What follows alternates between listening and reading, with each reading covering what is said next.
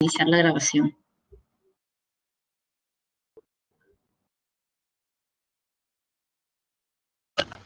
Muy buenos días a todos. Buenos días. Chicos, una preguntita, ¿solo me escuchas a mí o por ahí de repente escuchas otra voz?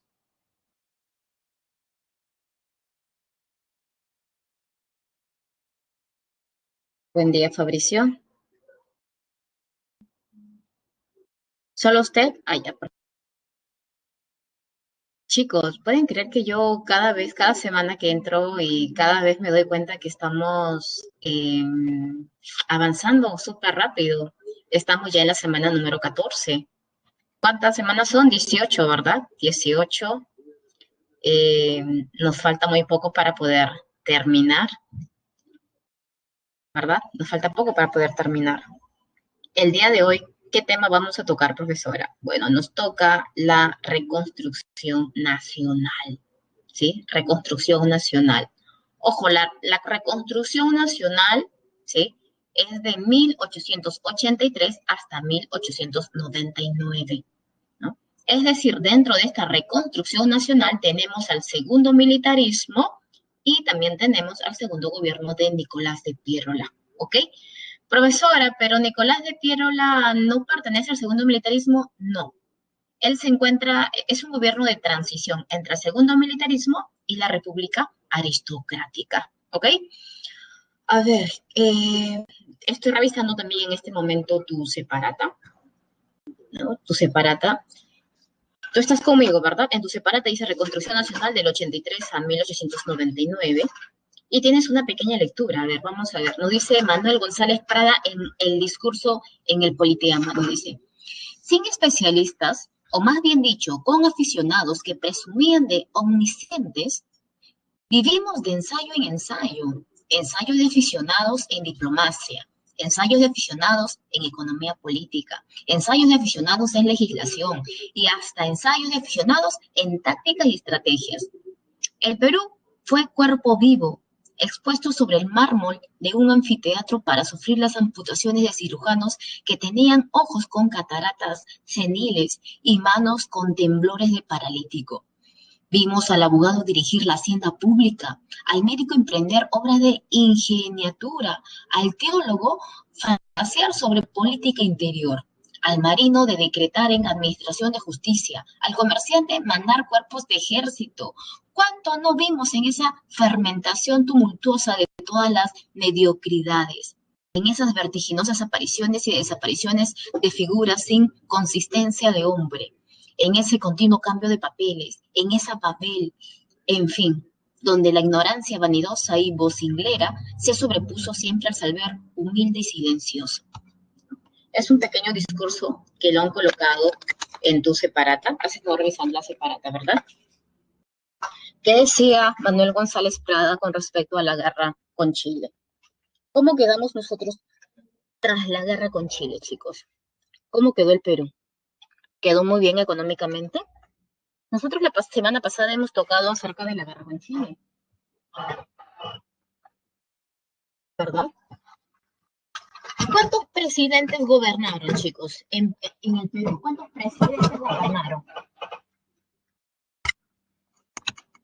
¿Cuántos presidentes tuvimos en pleno contexto de guerra? ¿Recuerdas o no recuerdas? ¿Quién fue el primer presidente? ¿Con quién se inicia la guerra? A ver, vamos a ver si estás recordando, si estás repasando. Tema que tocamos, tema que tú ya que estás dominando, ¿verdad?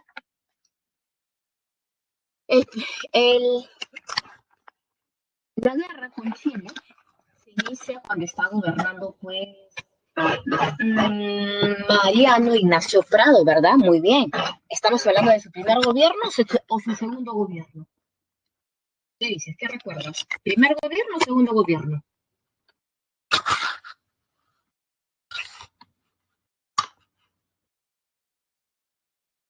Primero, no, Giancarlos, no. Es segundo gobierno. Hay que recordar que el primer gobierno, él se levanta contra el Tratado de Banco Pareja y le da golpe de Estado a PSET. Ese es su primer gobierno. pero después él tuvo que renunciar por presión. Y su segundo gobierno, él se lanza a la presidencia, pero apoyado por el Partido Civilista. Antes de la guerra con Chile, tenemos el gobierno de los civilistas.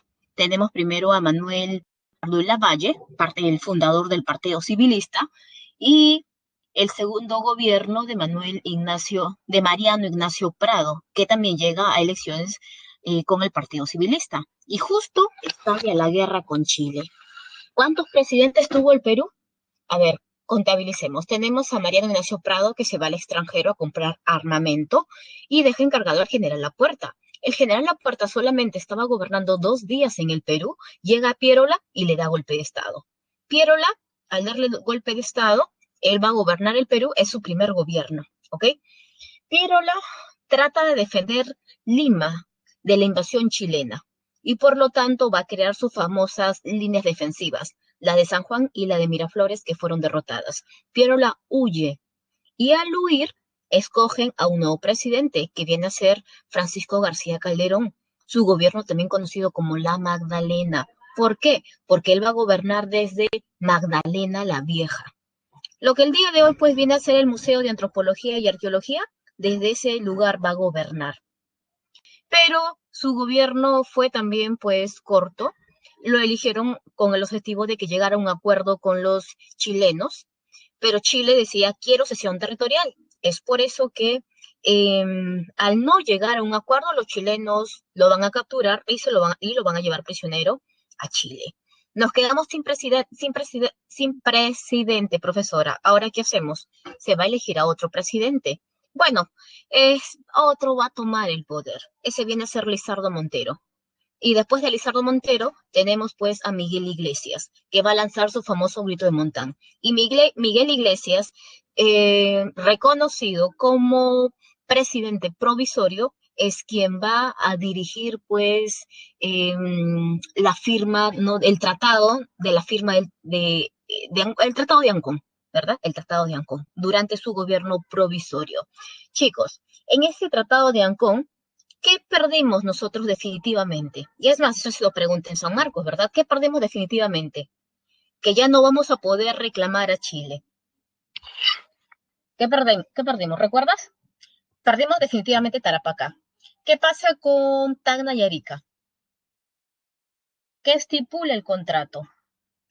Tacna y Arica iban a pasar por 10 años a manos de Chile, ¿verdad? Después se iba a convocar un plebiscito. ¿Qué quiere decir plebiscito, profesora? Plebiscito es una consulta popular que se iba a realizar tanto en esos lugares, ¿no? En Tacna como en Arica. Y se les iba a preguntar a esa población si querían regresar con el Perú o querían pues quedarse en Chile, ¿ok? Y aparte, pues, no entregarle toneladas de guano, pues, a Chile, pagarle una indemnización a Chile. Es por eso que en nuestro país, después de la guerra con Chile, el Perú se encuentra muy mal económicamente, ¿verdad? Claro, claro, Ray, tienes razón, pero después de los 10 años no se llega a ningún acuerdo. Entonces, profesor, ¿cómo Arica se queda con Chile y Tacna regresa con el Perú? Eso se va a estipular, ¿sabes? En el gobierno de Leguía, en su segundo gobierno, en el oncenio de Leguía. Recién ahí, ¿no? Mira, imagínate después de cuánto tiempo. La guerra termina en 1883. El oncenio de Leguía, ¿cuándo se inicia? En 1919 y finaliza en 1930. Eh, ¿Qué más tenemos? A ver, hay que recordar la guerra con Chile, cómo quedó el Perú después de la guerra con Chile, económicamente muy mal.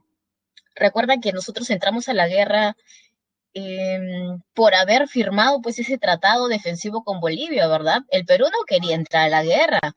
El Perú mandó pues a su plenipotenciario, a su ministro plenipotenciario para tratar de solucionar ese inconveniente que existía entre Perú y, perdón, entre Bolivia y Chile, pero no se solucionó nada, ¿verdad?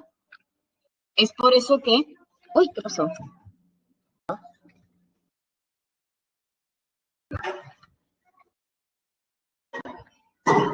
Eh, ya, ok, un momentito, me estaban haciendo bulla.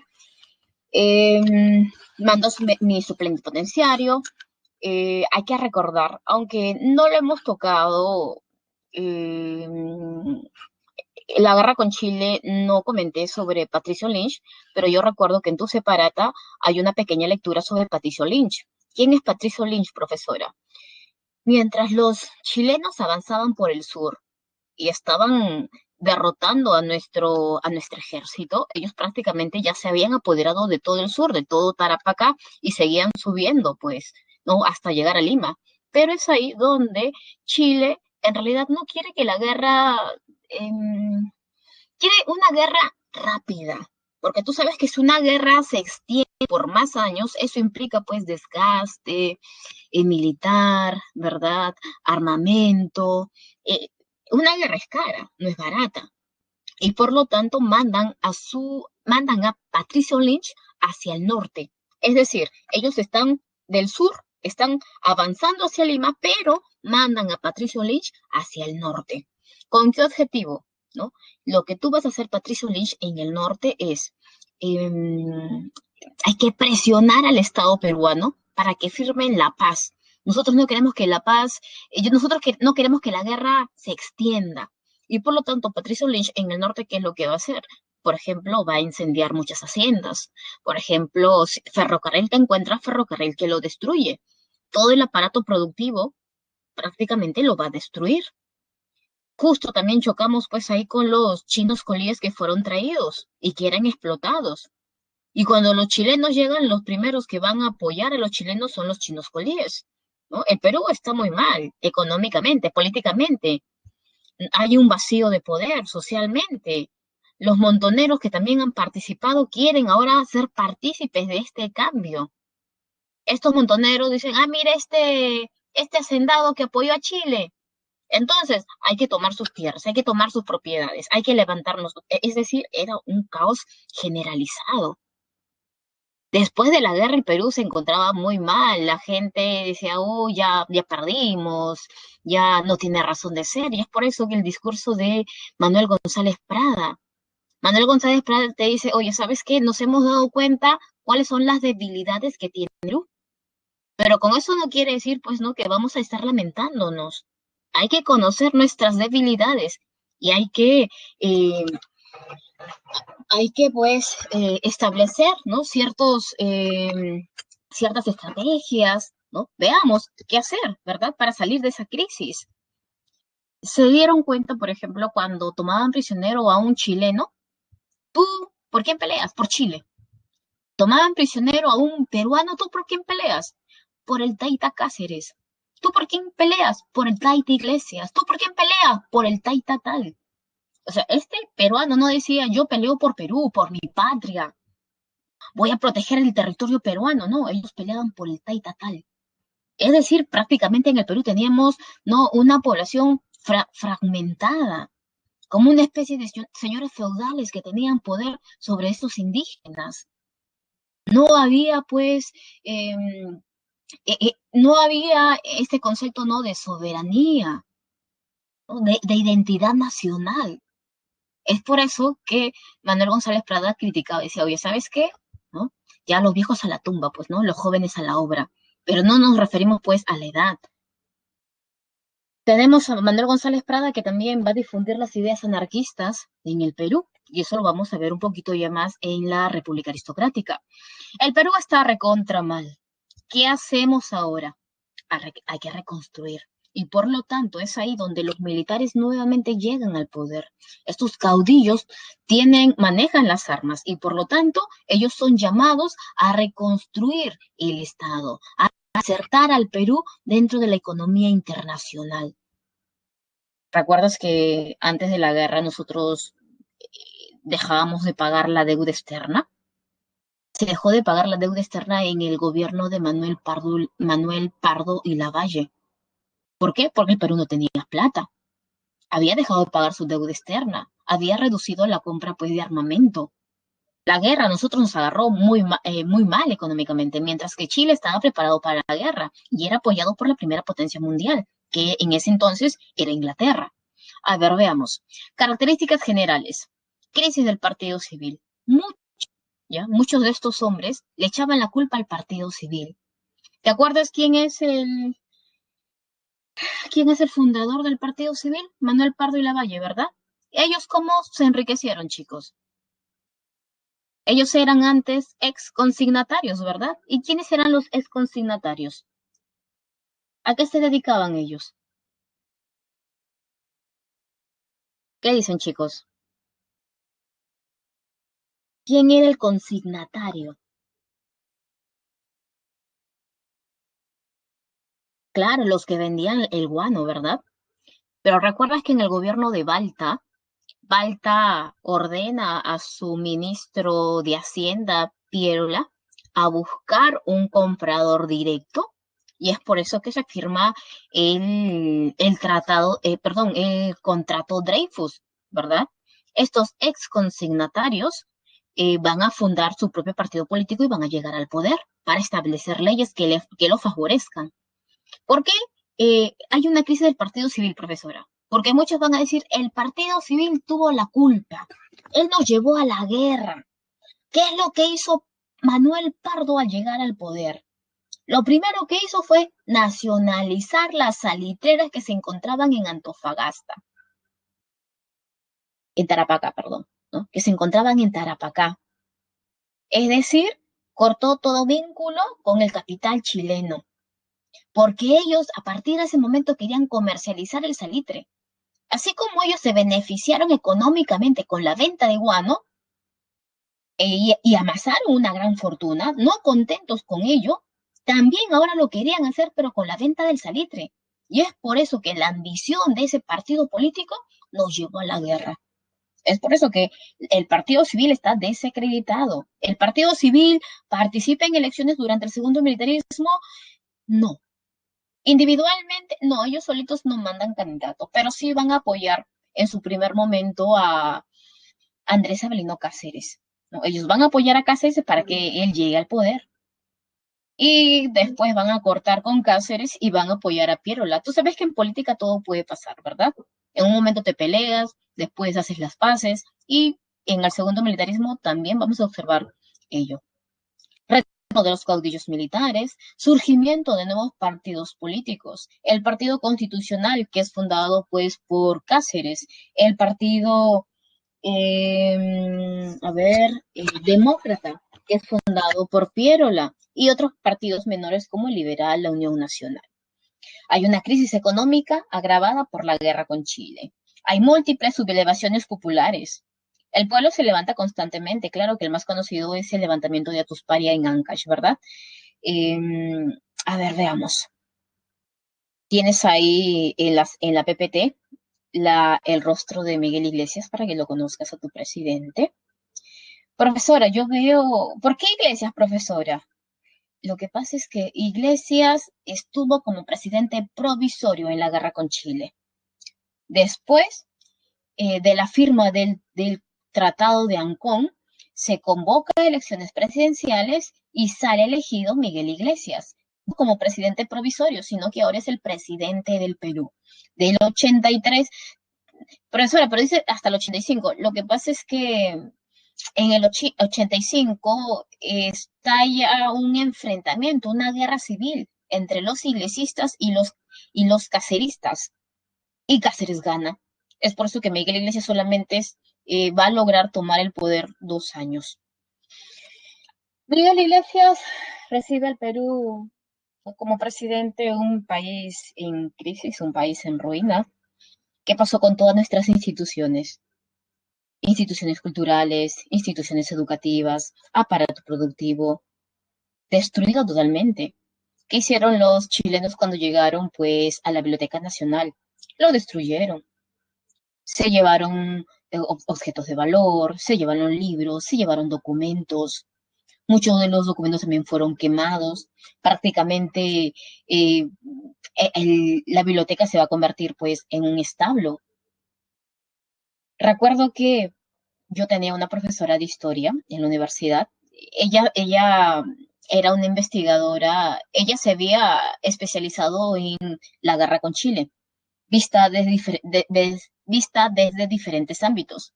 Y ella decía, yo para poder reconstruir la historia del Perú en pleno contexto de la guerra con Chile, yo aquí en el Perú no encuentro documentos que me hablen sobre gobiernos antes de la guerra con Chile, ¿no? En fin, ¿no? Diferentes temas, ¿no? No encuentro esos documentos, porque en la guerra con Chile todos estos chilenos se llevaron los documentos y por lo tanto para revisar esos documentos yo tengo que ir hasta Chile, pedir permiso al archivo y recién revisar esos documentos. Pero recuerdo que el año pasado salió en las noticias que Chile estaba empezando a devolver los libros que se llevaron, ¿no? A lo menos es un gran avance, ¿verdad? Recuperar parte de nuestra historia. Esa historia que está plasmada pues en esos libros, en esos documentos. El historiador, ¿cómo reconstruye la historia, chicos? A través de documentos. ¿Qué es lo que hace a ver Iglesias? Durante su gobierno se va a reaperturar las instituciones culturales y educativas, como por ejemplo la Biblioteca Nacional, como por ejemplo la Universidad Nacional Mayor de San Marcos, como por ejemplo también el Colegio Guadalupe. Y para la Biblioteca Nacional van a contratar pues a Ricardo Palma, el bibliotecario mendigo, ¿verdad? Para que se haga cargo de este proyecto. El Perú está mal. Después de la guerra, el Perú, país deudor, mal pagador, ¿verdad? No cancela sus deudas. Y es por eso que ningún país quería prestar dinero al Perú. Ninguno. Pero yo te prometo que te voy a pagar. No, ¿con qué plata? Si tú no pagas. Es por eso que se tuvo que nuevamente restituir la contribución personal. Es lo mismo, chicos, es lo mismo que el tributo indígena, pero claro, ahora se llama contribución personal. Esta contribución personal la tiene que pagar todo indígena, ¿no? Y cuando yo hablo de indígena, no solamente es el indígena, es el indígena, el mestizo, ¿verdad? Y todos ellos.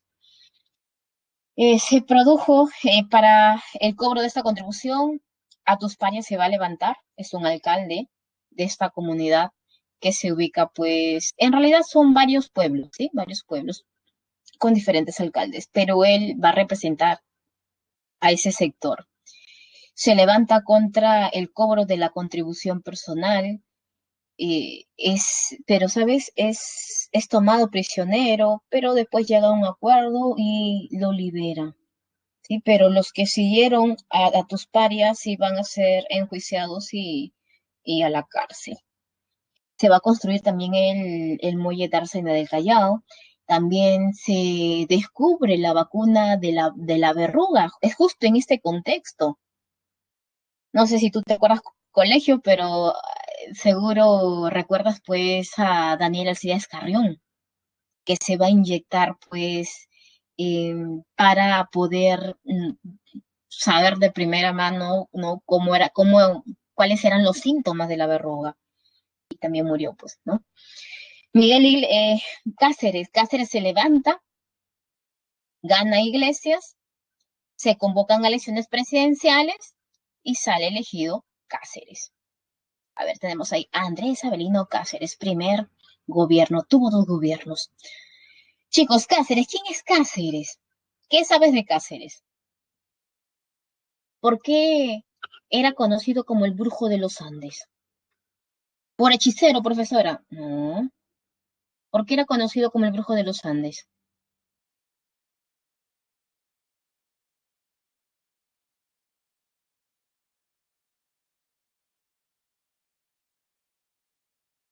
¿Recuerdas? Él participó también en la guerra con Chile, ¿verdad? Todos dicen, si Cáceres hubiera muerto en plena guerra,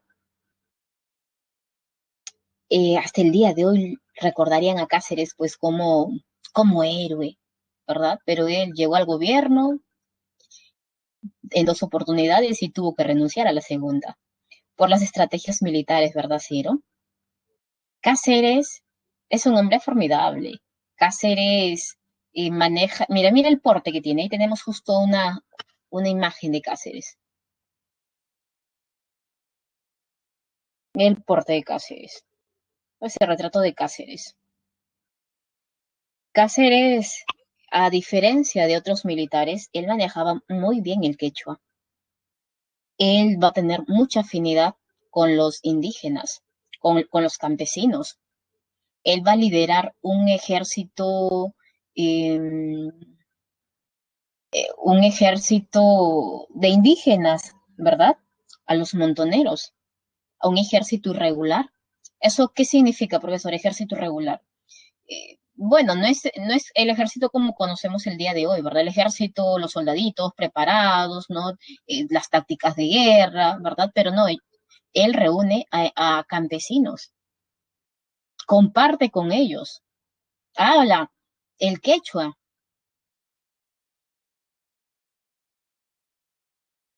habla el quechua con los campesinos, comparte la comida con los campesinos. eh, Cuando los campesinos le decían, pues, Taita Cáceres, yo tengo que regresar a mis tierras porque tengo que practicar la cosecha. Cáceres le decía, no, ve, apenas terminas de cosechar, regresas nuevamente. Y es por eso que decían, no eres mi Taita Cáceres, se sentían muy identificados con Cáceres. Y es por eso que tenemos varias victorias, Pucará, Marcaballe, Concepción. A ver, veamos a Cáceres. No, atacaba por la sierra, claro, atacaba. Lo que pasa es que este ejército irregular ataca, ¿no? Ataca y cuando los chilenos quieran responder al ataque, ellos ya han desaparecido. Imagínate el ejército chileno ingresar a nuestro territorio, es atacado y cuando ellos quieren responder, desaparecen. Siguen adentrándose en nuestro territorio y nuevamente son atacados y ellos quieren responder, no están, ya, prácticamente psicoseados. ¿Dónde están? ¿Qué miedo? ¿En qué momento? ¿A qué hora viene a atacarnos nuevamente? Cáceres, una de las estrategias era, por ejemplo, a los chilenos ya le habían pasado la voz, pues, de que el ejército de Cáceres era un ejército, pues, pequeñito, de indígenas, hombres que no están preparados. Y Cáceres decía, tenemos que hacerles pensar lo contrario. Entonces, ¿qué hacía Cáceres? Cáceres le decía, pues, a sus hombres, no traigan a sus animalitos, hay que colocarle un kepí. Y por lo tanto, tú sabes que en la sierra, cuando tú ves a una persona de lejos, tú no ves a toda la persona, tú ves solamente un puntito que se mueve, ¿verdad? Y por lo tanto, ¿qué hacer? ¿Qué es lo que hacía? A todos los animalitos le colocaba un kepi, ya, llámalo pues, no, gorrita. Y los hacía correr por todo el cerro. Y los chilenos de lejos, oye, pero no que era un grupo pequeño. Yo veo ahí todo el cerro repleto de indígenas. Era una de las tantas tácticas que va a utilizar Cáceres. A ver, veamos. Nos dice, a ver, durante su gobierno hay una alianza entre el Partido Constitucional, él funda el Partido Constitucional y el Partido Civil. Desaparece el billete fiscal y se crea el Sol de Plata, la obra más importante durante el gobierno de Cáceres y que ha sido pregunta de examen de admisión y 2 veces fue la firma del contrato Grace. La primera pregunta fue, ¿cuál es el objetivo del contrato Grace? Y la segunda pregunta era con respecto a las concesiones que el Perú había entregado a Grace. El objetivo es la cancelación de la deuda externa. Al nosotros pagar esa deuda externa que teníamos, el Perú nuevamente iba a ser pues no un país que cumple con su deuda y por lo tanto nos íbamos a reinsertar dentro de la economía internacional. Es por eso que era muy importante firmar el contrato Grace. Pero, ¿sabes? Hubo todo un debate que duró 3 meses, 4 meses en el Congreso, si se debería firmar ese contrato Grace o no se debería firmar. Cáceres y obvio que los congresistas, ¿verdad? Que pertenecen al partido de Cáceres estaban a favor de la firma del contrato. Era la única manera, eh, era la única manera que se podía lograr una reinserción dentro de la economía. Eso significa que se iban a pagar la deuda externa, eso significa que haya Perú buen pagador, ¿verdad? Y por lo tanto se puede invertir dentro del territorio peruano. Esa era la idea, ¿verdad? Esa era la idea.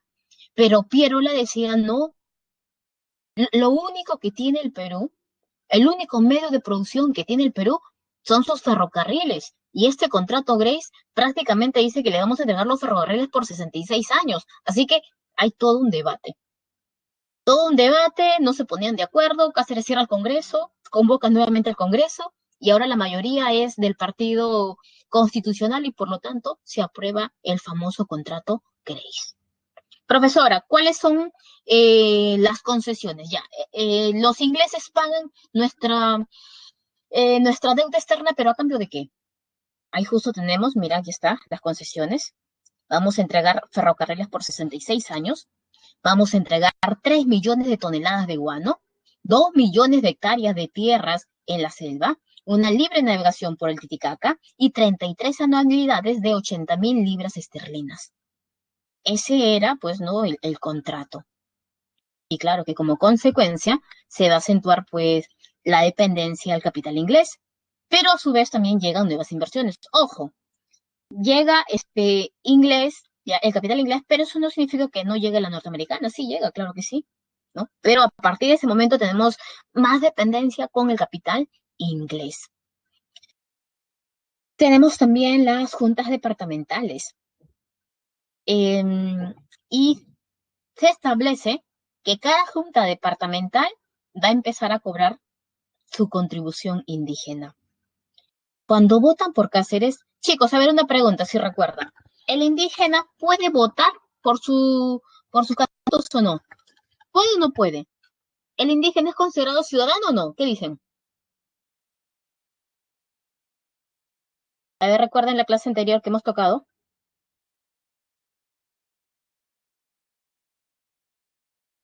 Todos me dicen que no. ¿Están seguros?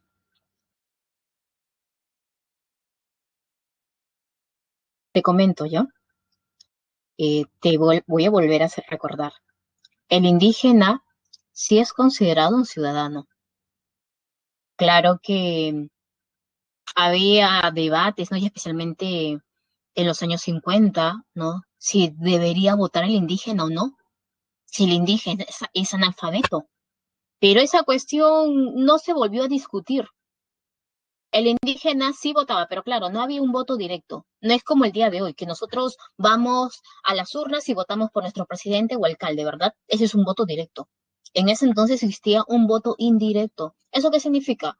Que yo, Vivian, voy a votar por mi representante, ¿ya? Y todos nosotros votamos por nuestro representante.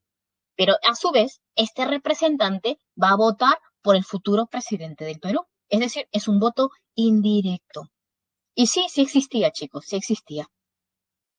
Profesor, entonces el indígena, ¿cuándo no vota? ¿Sabes cuándo? En el segundo gobierno de Piérola, con la reforma electoral. Pero eso es durante su segundo gobierno de Piérola, ¿ok? Así que tenlo presente. Estos indígenas decían, cuando Cáceres se presenta para elecciones, hay que votar por Cáceres. Él es el Taita Cáceres. Él se preocupa por nosotros. Y cuando Cáceres tome el poder, seguro va a eliminar ese contrato, perdón, esa contribución personal que tanto nos perjudica a nosotros. Pero cuando Cáceres llegó al poder, tú sabes que todos cambian cuando llegan al poder, ¿verdad? Te prometen, y al final no cumplen, ¿verdad? Así pasa con la mayoría de políticos. Es por eso que Cáceres llega al poder y no elimina la contribución, sino que empieza a seguir cobrando. Y es por eso que ya no lo van a conocer como el Taita Cáceres, como el brujo de los Andes, sino que ahora lo conocen como el tirano de los Andes. Se crean las juntas departamentales para que ellos puedan cobrar su contribución personal. Se firma también el Tratado García Herrera con Ecuador. ¿Con qué objetivo, profesora? Para poder delimitar nuestra frontera, nuestro límite territorial. Sigamos, a ver, sigamos. Tenemos ahí a Remigio Morales Bermúdez, del 90 al 84. ¿Cuándo se firmó el Tratado de Ancón, chicos? ¿Recuerdas el año? ¿Cuándo se firmó el Tratado de Ancón? Hay que sacar cuentas, a ver. En 1900, no, que 900, 1800, ¿verdad? En 1883, ¿verdad, Giancarlo? Ya, ok. ¿Qué estipulaba el Tratado de Ancón?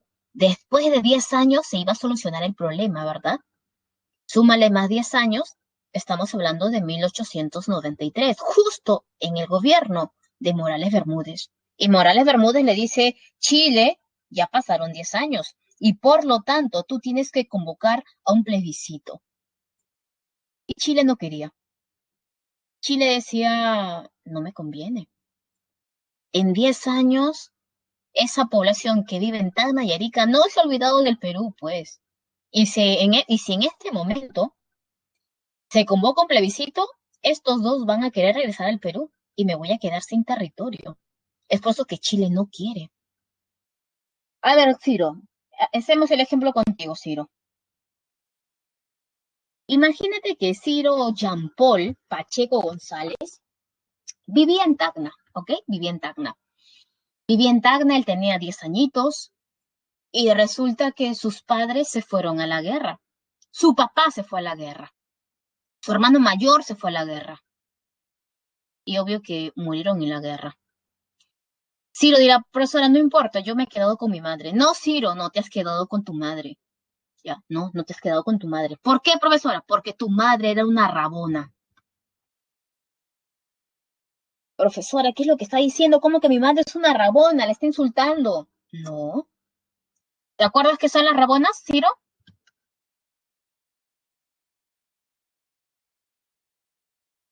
¿Recuerdan ustedes, chicos, qué es una rabona?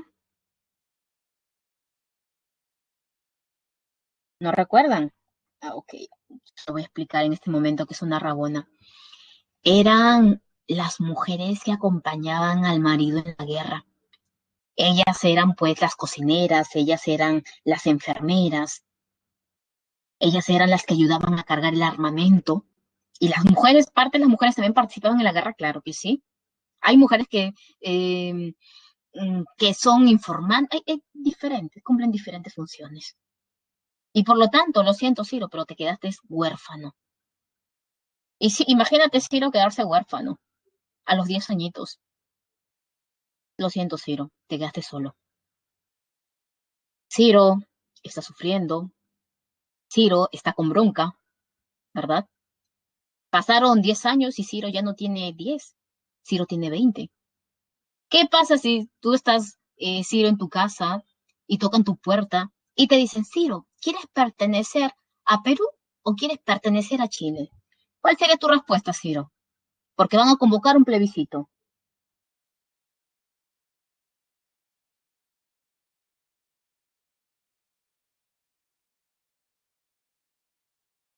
A Perú, ¿verdad? Es más, sí, Perú, estos chilenos que me han perjudicado, es más, yo solito le declaro la guerra a Chile, ¿verdad? Eso es lo que, es por eso que Chile decía, no, no puedo, decía, no puedo. En 10 años la población no olvida. ¿Ustedes se acuerdan la época de los 80, 90? ¿Qué ocurrió en los 80, 90 en nuestro país, chicos?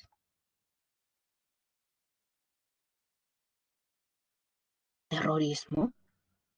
¿Cuáles son estos dos grupos terroristas que llegaron también a Lima?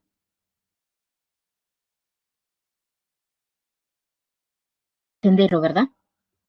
Tenemos a Sendero y el MRTA, muy bien, el MRTA, ¿verdad? Claro. Aparecen en provincia, llegan a Lima. Eh, si tú lees el CBR, la CBR, que está colgado en internet, chicos, la CBR, la comisión, el informe de la Comisión de la Verdad y Reconciliación, tú lees y la verdad que dices, wow, no entiendo cómo ha podido ocurrir una guerra interna entre militares y Sendero. Y el LUM, ¿no?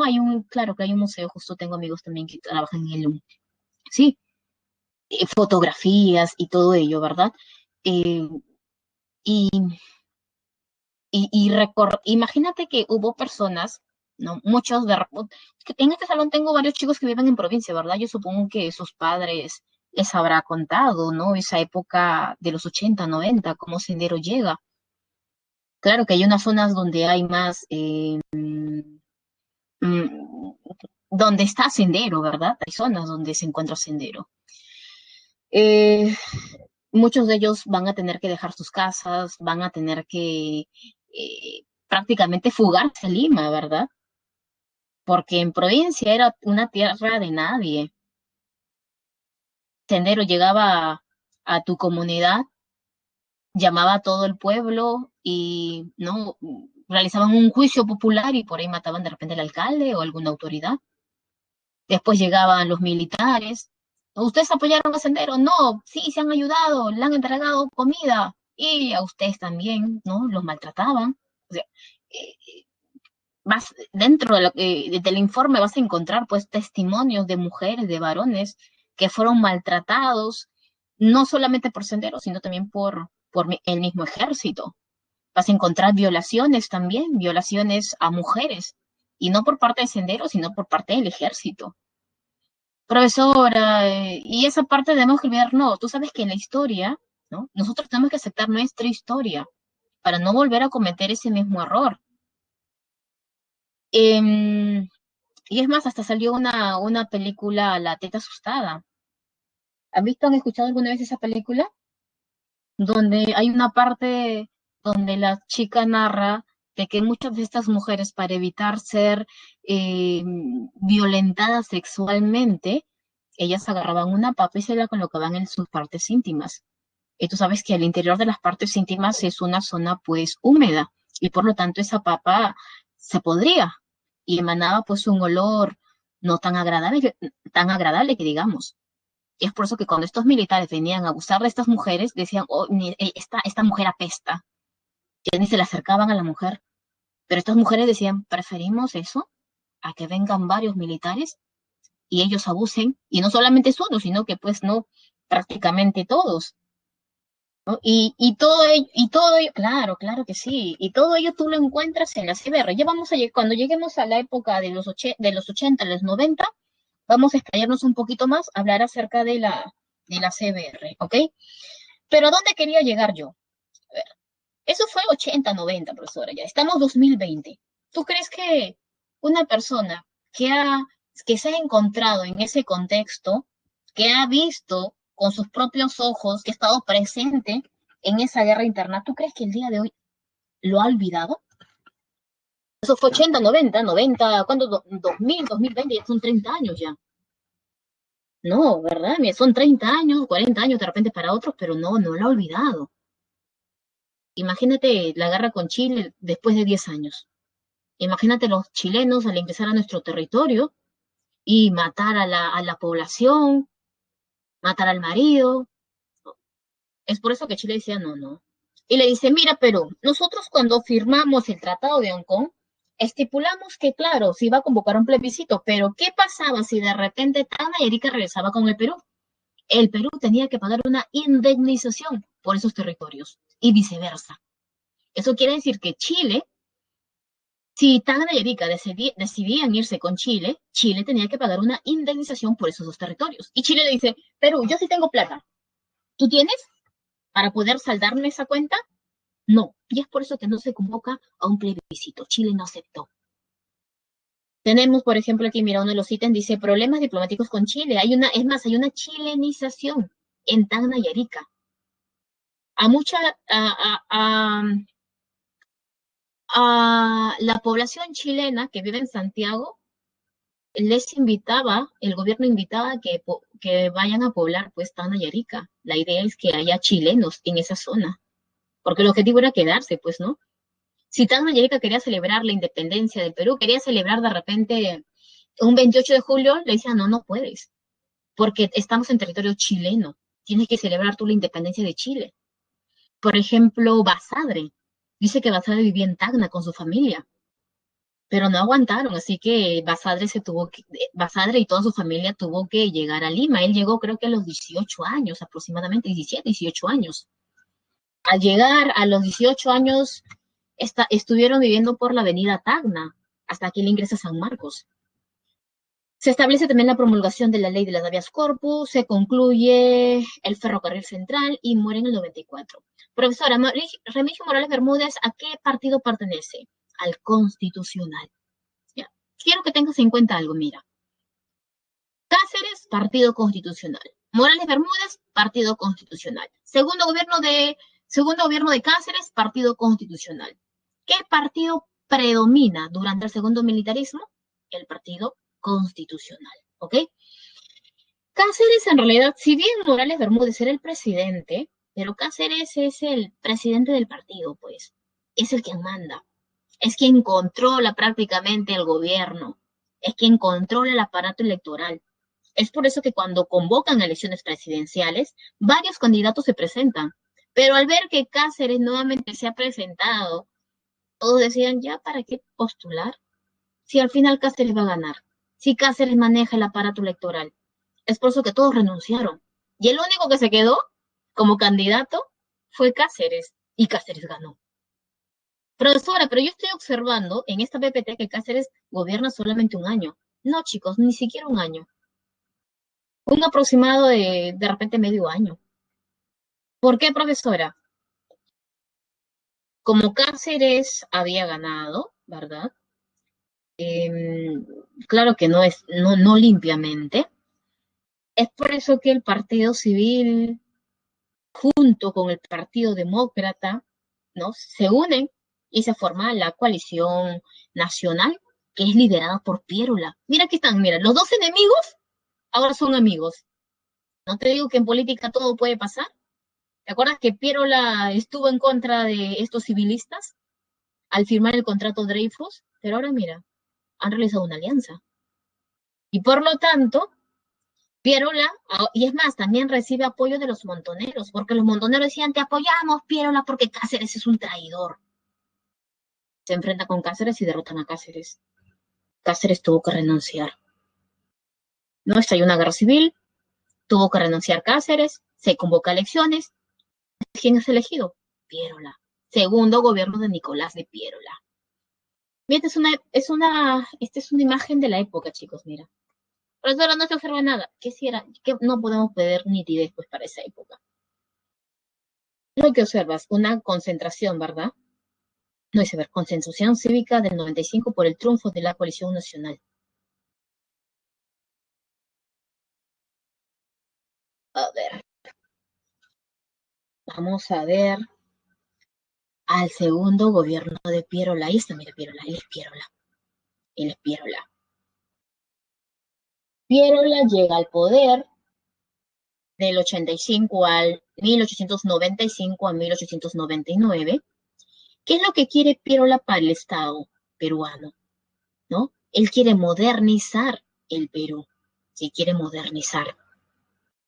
Es por eso que va a crear una sociedad anónima de recaudación de impuestos. Va a crear también el estanco a la sal. ¿Con qué objetivo? Chicos, cuando yo hablo acerca de un estanco a la sal, ¿qué significa eso?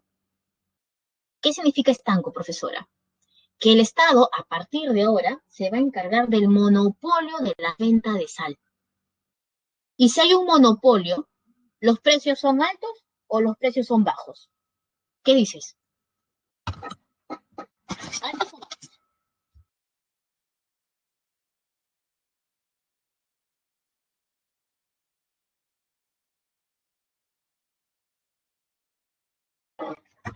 Altos, ¿verdad? Porque es uno solo quien vende. ¿Pero con qué objetivo se hace, profesora? Con el objetivo de recaudar dinero para recuperar Tacna y Arica. ¿Ok? Piérola, para lograr una estabilidad del país, eh, claro que realiza una alianza con el Partido Civilista y va a crear pues instituciones públicas, ¿sí? Va a crear instituciones públicas, va a modernizar al Estado y es por eso que hay toda una serie de reformas. Hay una reforma tributaria, una reforma militar, hay una centralización administrativa, una reforma electoral, ¿no? Hay una serie de reformas porque él quiere modernizar el Estado. Tenemos la reforma tributaria, ¿verdad? Justo acá estaba, ¿no?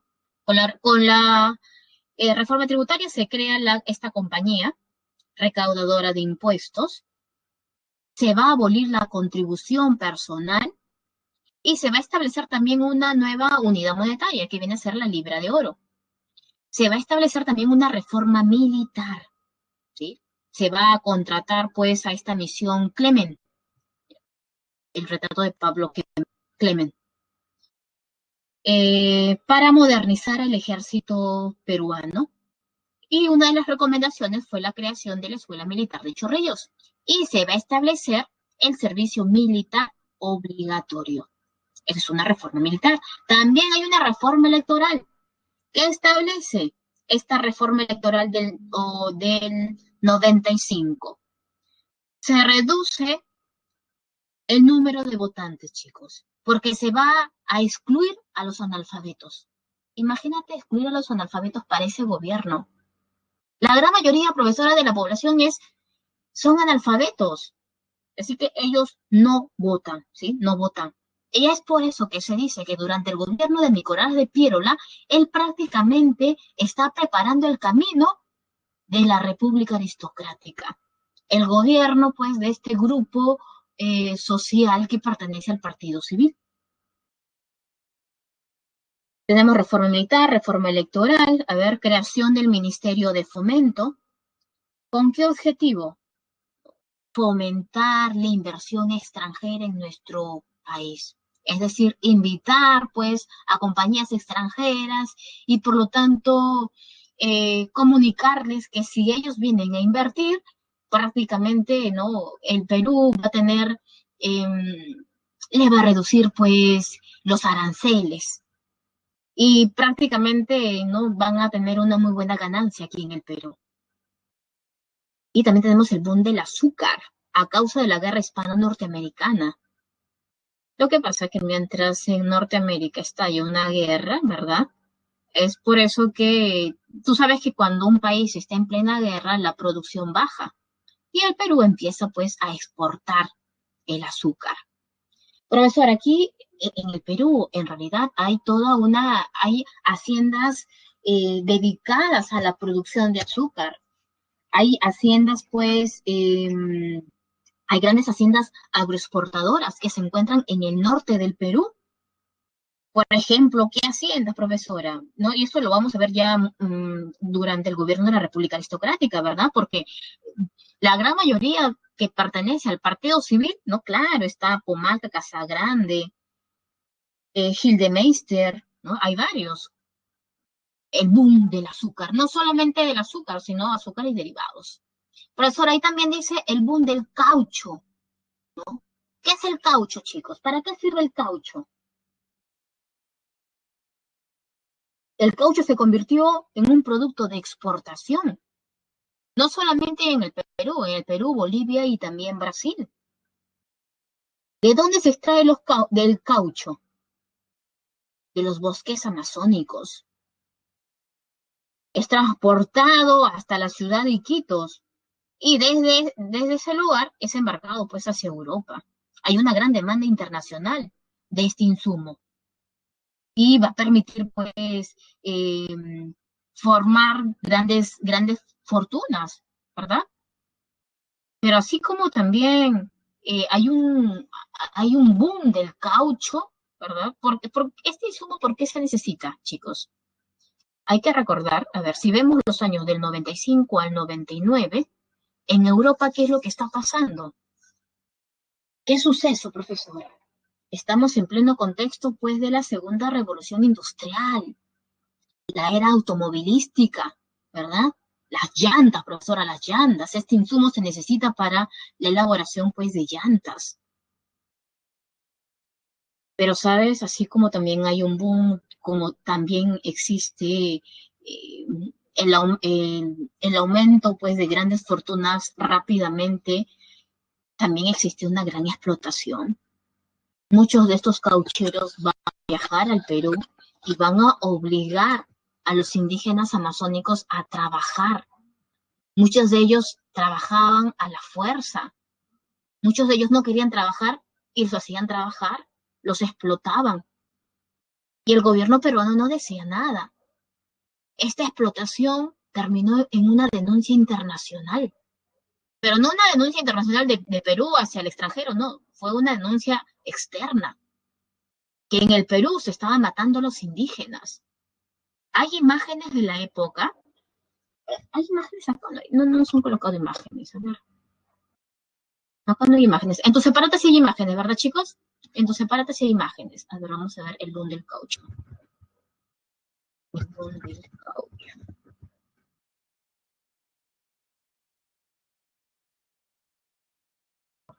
Aquí está, ya encontré. A ver.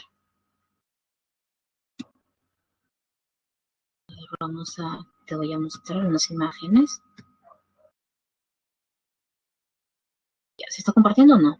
A ver, esperemos que se comparta.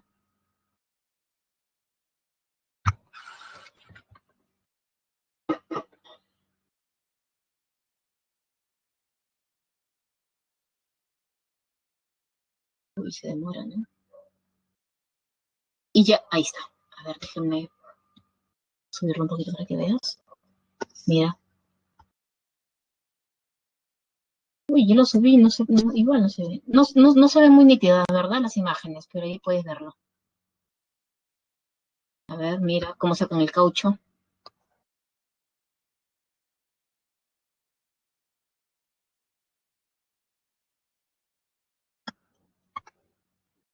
Mira estas imágenes borrosas, no se ve muy bien, ¿no?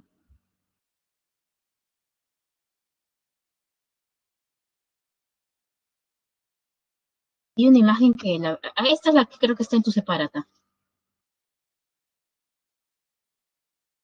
¿Ves esa imagen que está en tu separata? No, esa, claro, claro, esa imagen está en tu separata. Son pueblos amazónicos. Mira cómo se visten. A muchos de ellos hay una donde se observa, no creo que salga por acá. Ya. Hay una imagen donde tú observas, mira aquí también, mira,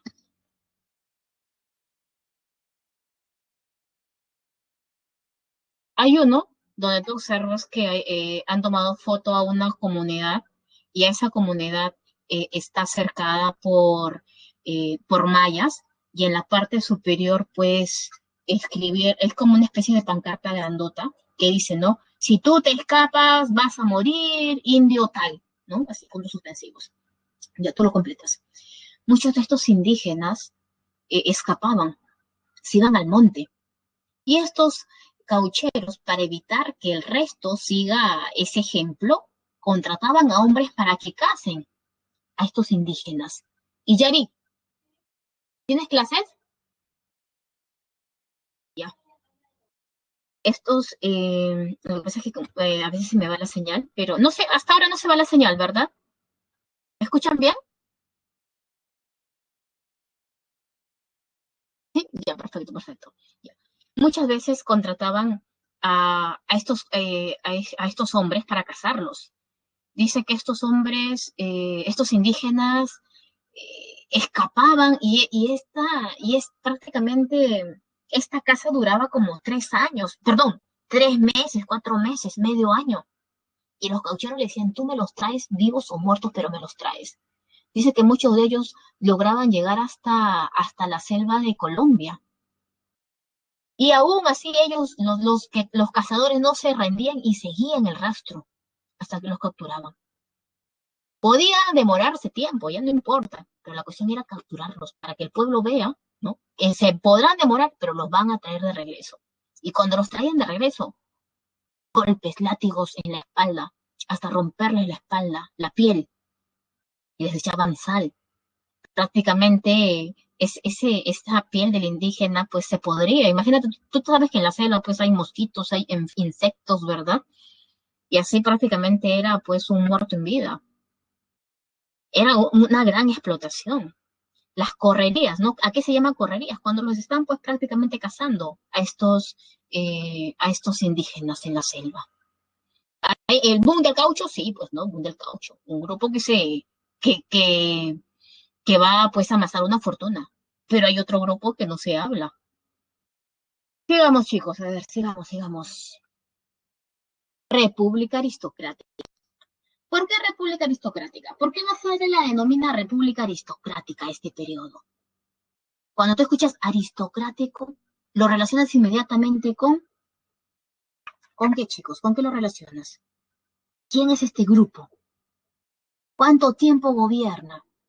Por eso ahora prácticamente gobierna 20 años, ¿verdad? Prácticamente gobierna 20 años.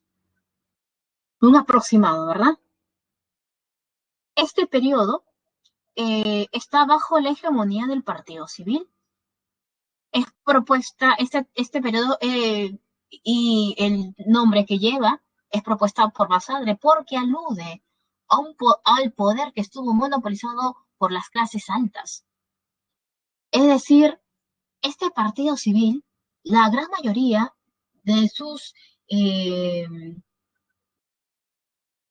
la gran mayoría de la población que pertenecía a este partido civil eran pues descendientes de europeos, descendientes de norteamericanos,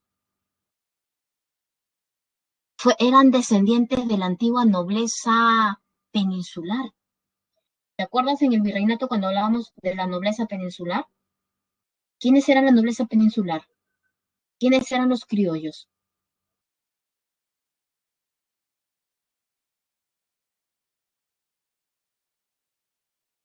¿Recuerdas o no?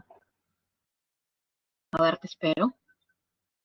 Sí, ya, ok. Tu propio nombre lo dice, ¿verdad? El propio término lo dice, nobleza peninsular.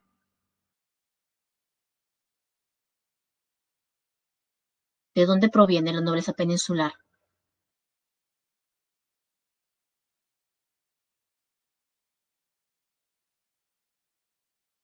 Penins Perfecto, Street, ¿no? Los peninsulares, ¿verdad? Son los que vienen de la península ibérica, profesora, ¿verdad? Y los criollos son los que nacieron aquí en América. Ok, ellos son los, los descendientes de esa aristocracia, de esos nobles, y ellos son los que van a tomar el poder. A ellos se les conoce como la oligarquía, los oligarcas. Oligarquía, pocos, ¿verdad? Es decir, que el gobierno recaía en unas cuantas manos. Poli es varios, pero es una oligarquía. A ver, veamos. Nos dice, hegemonía del partido civil. Dependencia económica del capital inglés hasta 1914. Ojo, acá dice dependencia económica, predominio del capital inglés, pero eso no significa que solamente existe el inglés, también existe el norteamericano, pero predominio del capital inglés. ¿Pero por qué hasta 1914, chicos? ¿Por qué? A ver, dime. ¿Por qué solamente hasta 1914? Porque, profesora, justo en ese año estalla, hecho importante ocurre en Europa. La Gran Guerra, ¿verdad? Estalla la Primera Guerra Mundial. Inglaterra entra a la Primera Guerra Mundial. Y cuando finaliza la Primera Guerra Mundial, ya Inglaterra no sigue siendo la primera potencia, sino que ahora es Estados Unidos. Es una economía agrominera exportadora. A ver, quiero copiar por aquí algo, vamos a ver si hay espacio. No hay espacio ya, vamos a copiarlo. A ver, déjenme escribir por aquí. Texto. ¿Dónde completamos aquí? A ver, con azulito. Ya, a ver, aquí, vamos a ver. A ver, Perú, punto, país,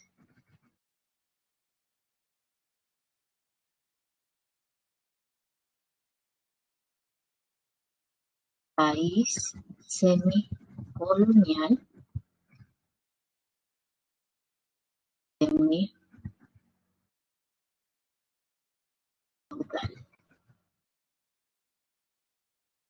Es país semicolonial, por acá vamos a colocar semifeudal.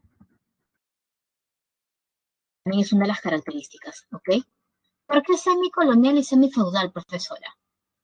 Porque ya no somos una colonia, profesora. Sí, tienes razón, ya no somos colonia de España. Somos libres e independientes, ¿verdad? Pero dependemos de qué capital inglés. Y prácticamente cuando nosotros dependemos de una gran potencia, ¿qué es lo que hacemos nosotros?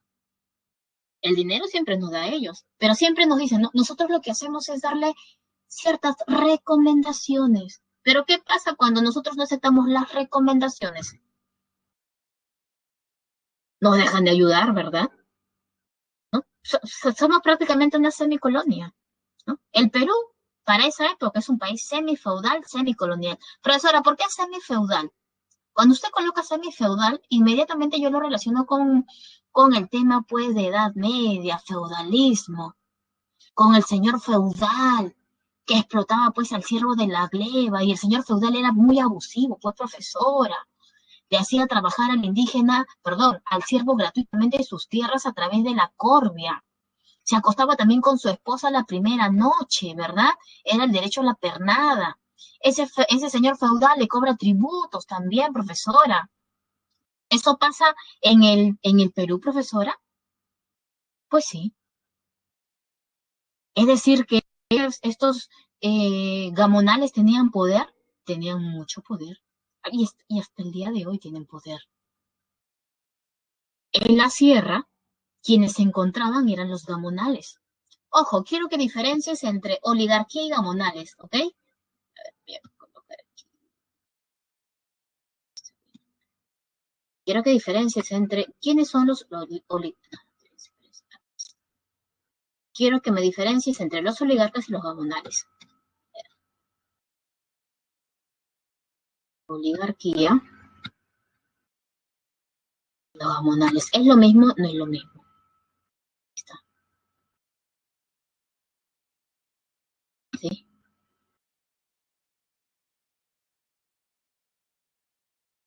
La oligarquía, ¿sí?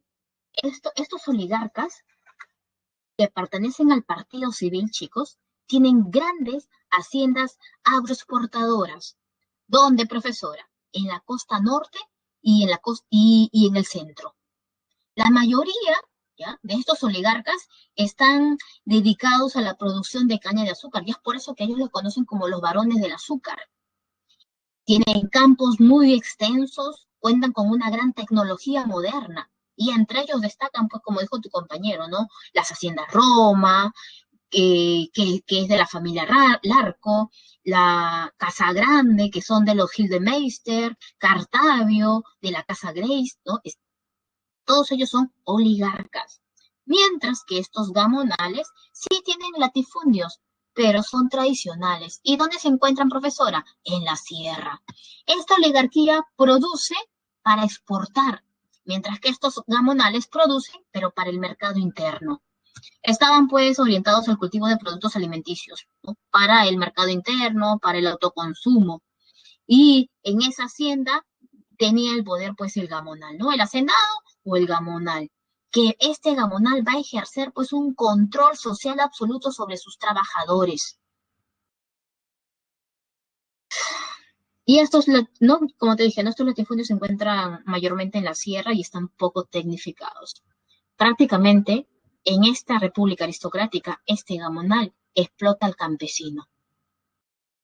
Si tú has leído alguna vez las obras de Arguedas, de Ciro Alegría, que habla sobre la población campesina en la sierra, todo lo que está escrito en su obra no es una exageración, es lo que realmente existía.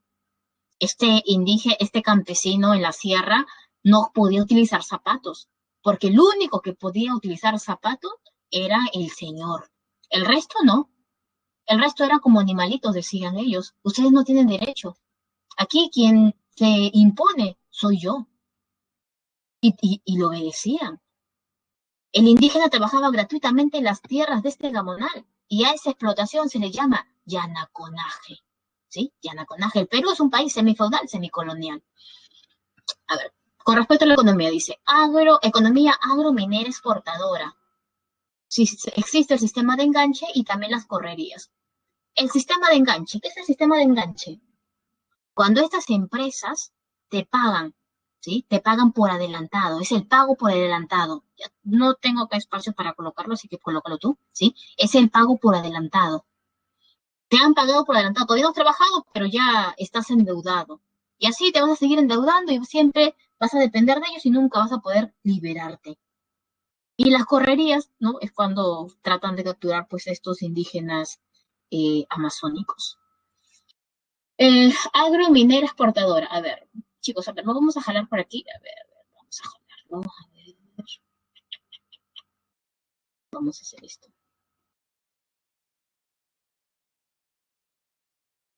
Aquí vamos a colocar. Uy,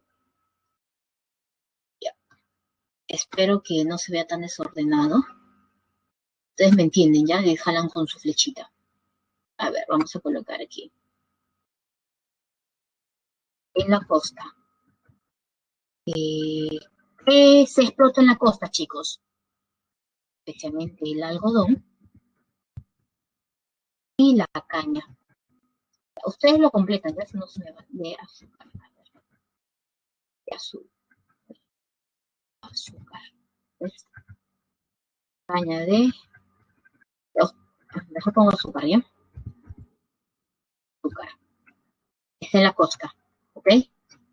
En la costa. A ver, en la sierra. No se ve bien. ¿Dónde lo coloco? A ver,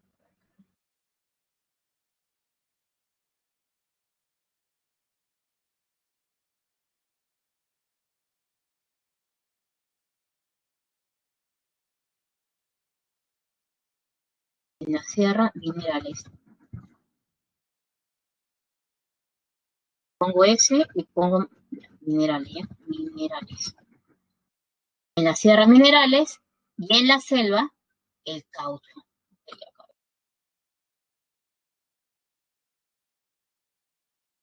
Ahí está. En la costa, algodón, azúcar. En la sierra, minerales y caucho. En la selva, caucho. Esto ha sido pregunta de examen de admisión, así que recuérdalo, por favor. Es una economía agrominera exportadora.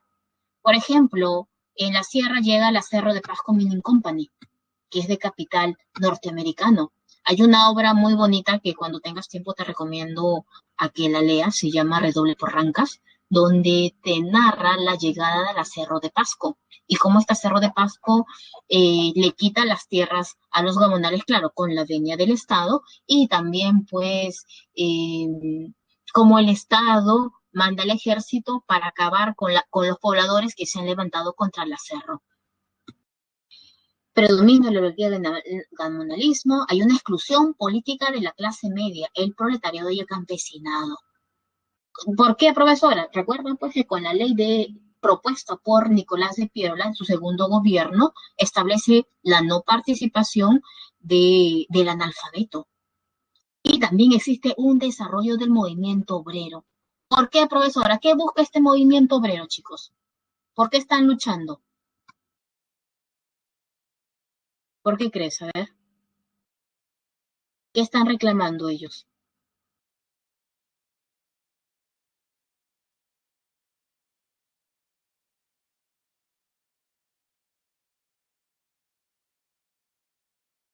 ¿Qué están reclamando?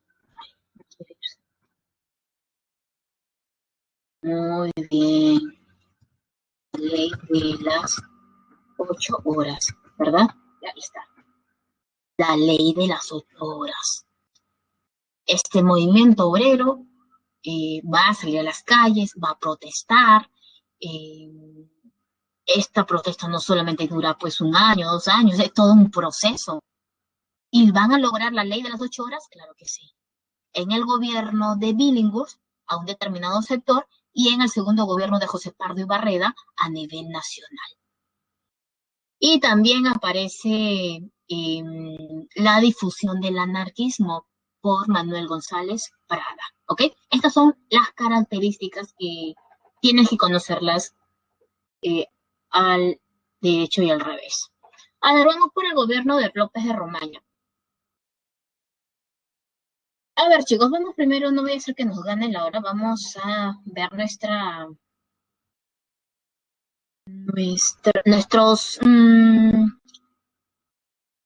separata, ¿ya? Vamos a ir contestando las preguntas. Vamos a cargarlo.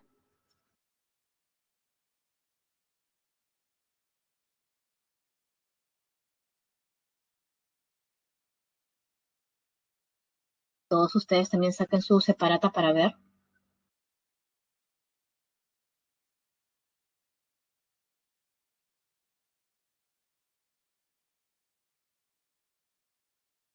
¿Sí? ¿Te das cuenta? Nuestra separata está bonita. Tú tienes que revisar tu separata.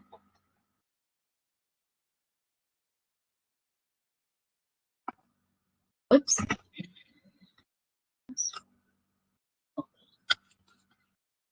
A ver, chicos. A leer, por favor. 19, 20, 21. A ver, 2 minutos para resolver.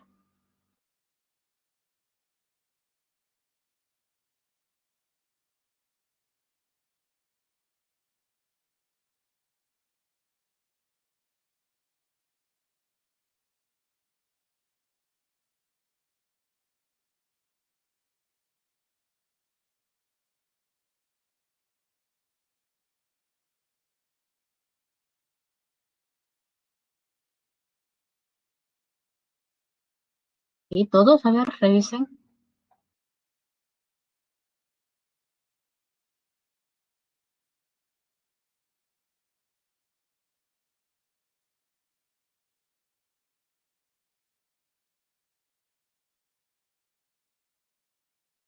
A ver, todos, chicos, todos, todos. Acá ya nos han respondido Ray y Pilar. ¿Será cierto que es la B? ¿O se han confundido? ¿Reafirmamos o estamos en contra?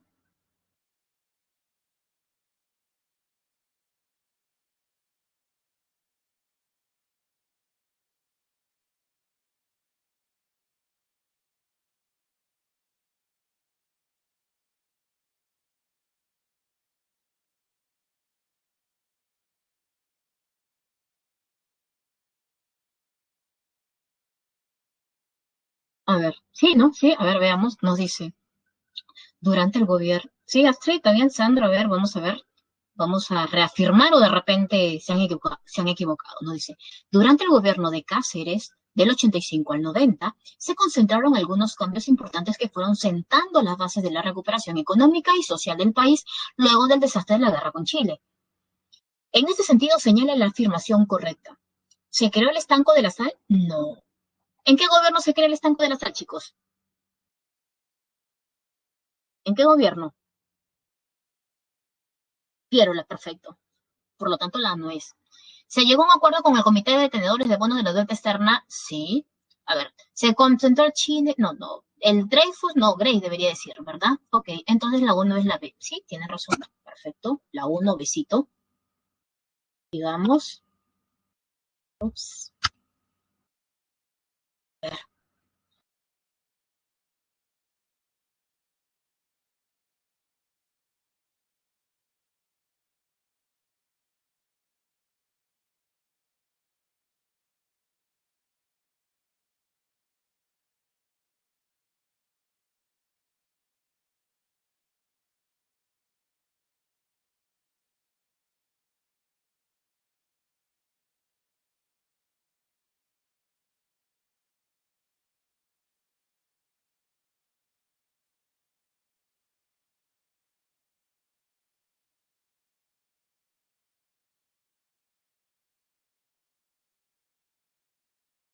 2 dados, ¿seguro?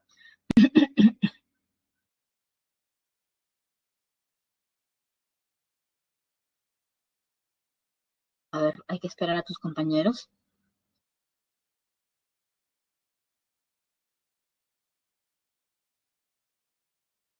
Vamos a corroborar las respuestas. Dante, la D de Dante, dice tu compañero. A ver, nos dice. Durante el segundo gobierno de Piérola, fue un momento de importantes medidas que impulsaron cambios para el país, apoyados por el Partido Demócrata y un sector de la oligarquía nacional. Piérola sentó las bases de una denominada república aristocrática, claro.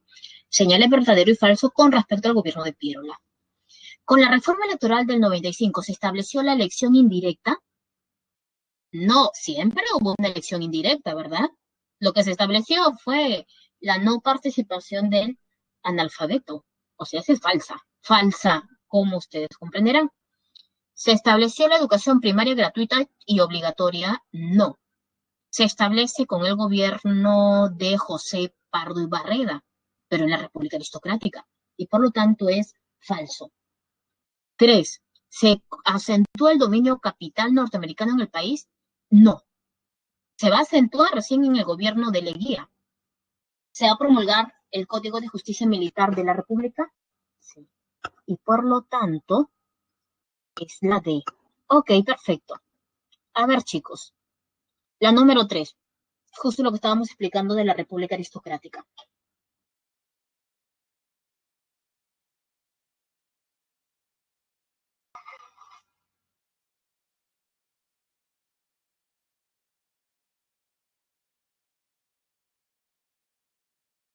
A ver, resolvemos el número 3, chicos.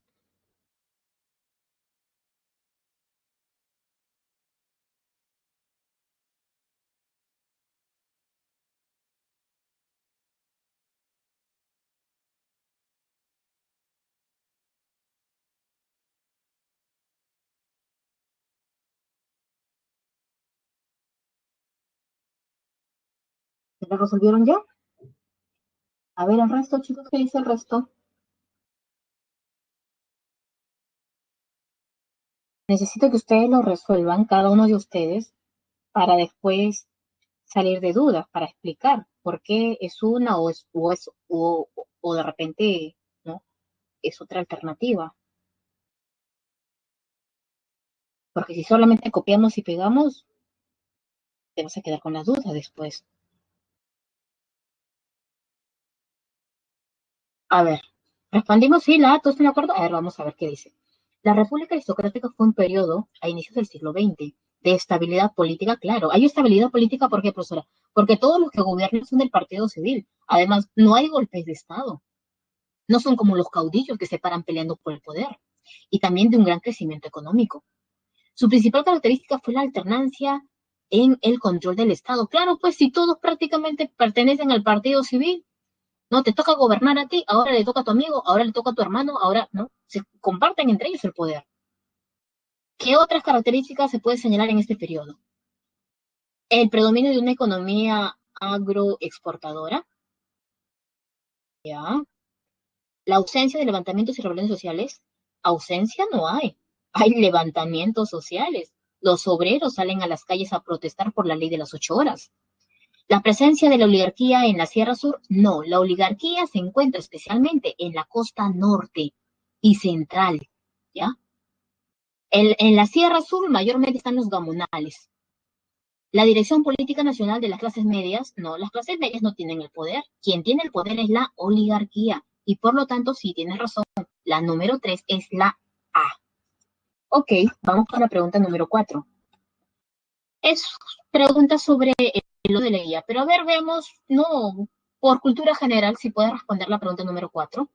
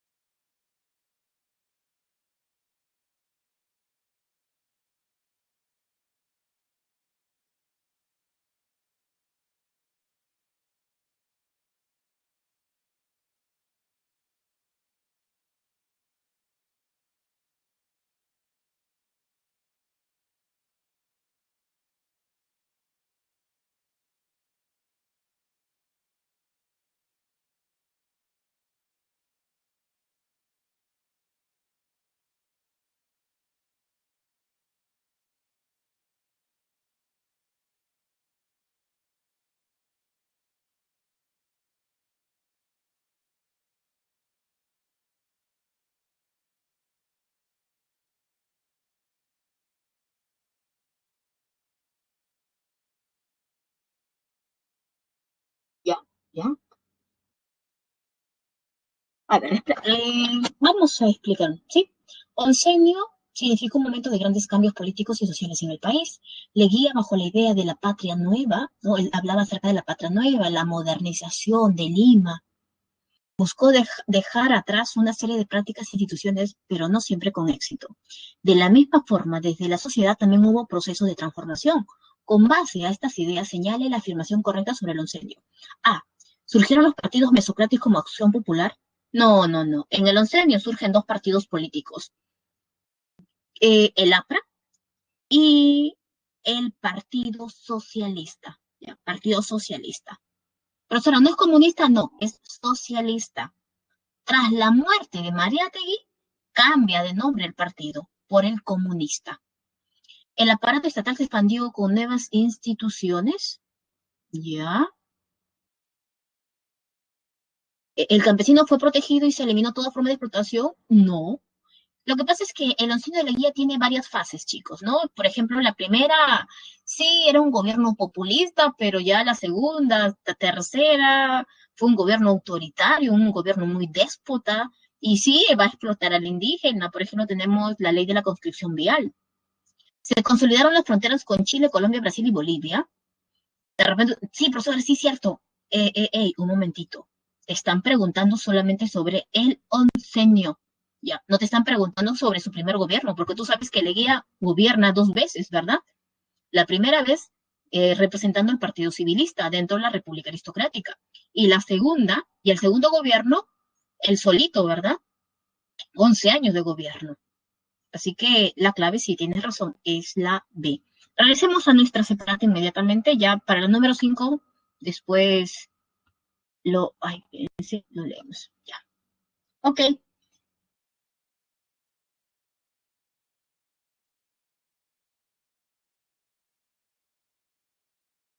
a ver, ¿en qué nos quedamos? Veamos. Ya que conocemos bien, siempre las características, ya tienes que tomarlas, es prácticamente no la teoría, ¿sí? Así que tienes que tener en cuenta bien esta teoría. Veamos, chicos. A ver, Eduardo López de Romaña, con él se firma el Tratado Osma. Bien, sus chicos, la República Aristocrática también es conocido como el segundo civilismo. Ya. Se firma el Tratado Osma-Villenson con Bolivia para delimitar las fronteras territoriales. Se impone la libra peruana de oro. Se establece el Código de Minería y de Agua que va a beneficiar la explotación de los minerales y también el agua. Tenemos a Candamo, solamente un año. ¿Por qué, profesora? Porque muere.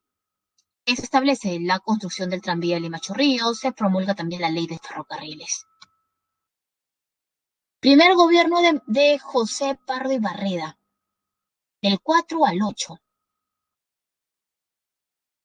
Él es el hijo, ¿ya? El hijo del fundador del Partido Civil, de Manuel Pardo y Lavalle. Y José Pardo, ¿no? Es conocido como el Delfín y va a gobernar 2 veces, representando, claro, al Partido Civilista. Él, al igual que su padre, quiere modernizar también al Perú. Él se va a preocupar mucho por la educación. Es por eso que va a establecer la educación primaria gratuita y obligatoria. Se va a permitir el ingreso de la mujer a la universidad. Se va a crear colegios nocturnos. Se va a crear también escuelas normales. Así es el nombre, ¿ya? Escuela normal. Profesora, ¿y qué enseñan en esa escuela normal? Están preparando pues a los futuros profesores, futuros profesores. Por ejemplo, la universidad, la Cantuta, ¿ya? Antes era una escuela normal. Se crea también formación del primer gremio obrero, conformado por los panaderos estrella del Perú. Los gremios, si bien acá tenemos el primer gremio obrero, ¿verdad?